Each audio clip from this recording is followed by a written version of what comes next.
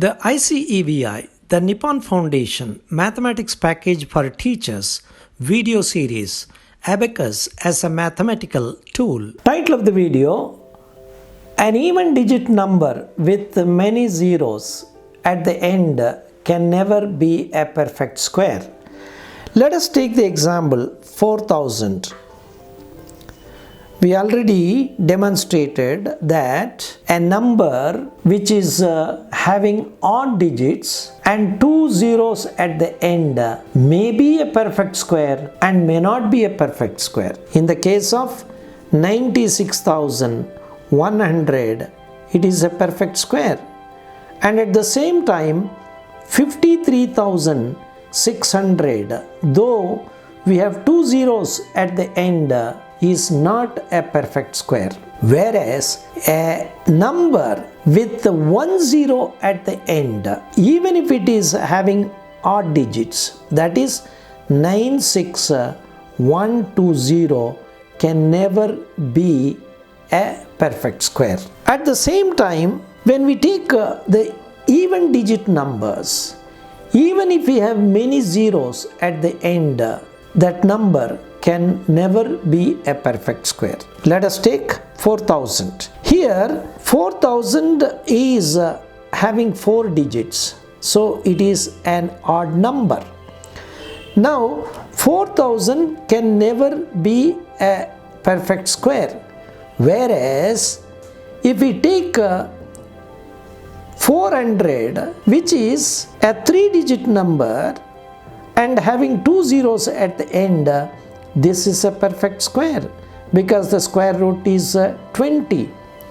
When we take 40,000, that is 4 followed by 4 zeros, as 40,000 is an odd digit number and 4 is also a perfect square, then 40,000 is a perfect square and the square root is 200. Whereas the number 4000, though 4 is a perfect square followed by zeros, as the zeros are having odd numbers, that is 3 zeros instead of 4 or 2, 4000 can never be a perfect square. Let us demonstrate that. 4000 should be grouped for the purpose of square root.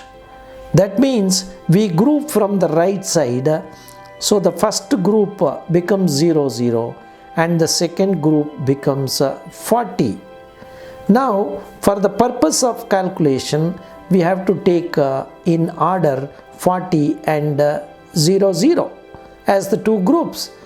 Now let us set 4000 in the abacus, that is, leave three digits in the right extreme of the abacus and set 0 in the thousands column and the next 0 to the left of it and another 0 and finally 4 to the left of three zeros.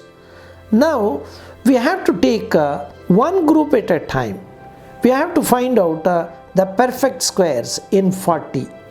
The perfect squares in 40 are 4, 9, 16, 25 and 36.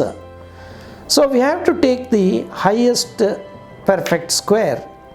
What is the square root of 36? That is 6.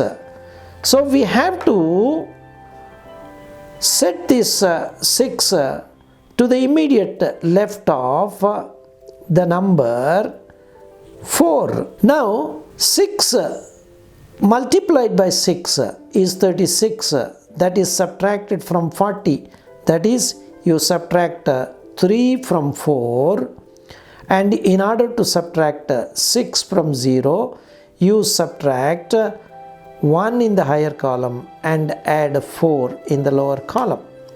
Now you are left with 4, 0, 0. Now you have to double the number 6 and set it in the left extreme of the abacus, that is 12. Now you can take the first two digits of the remaining 400, so that becomes 40.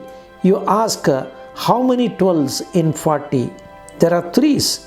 You can set 3 to the right of the existing square root 6 and set 3 to the right of the 12. Now what you have to do, you subtract 3 with 123, that is 3 multiplied by 1, that is 3, that is subtracted from 4, and then next 3 multiplied by 2, that is 6, so that is 0, and 6 you have to subtract 6 in the next column. You cannot do that, and subtract 1 in the higher column and add 4 in the lower column. And finally you have to subtract 3 multiplied by 3, that is 9, that is 0 subtracted from 4, and 9 should be subtracted from the next column.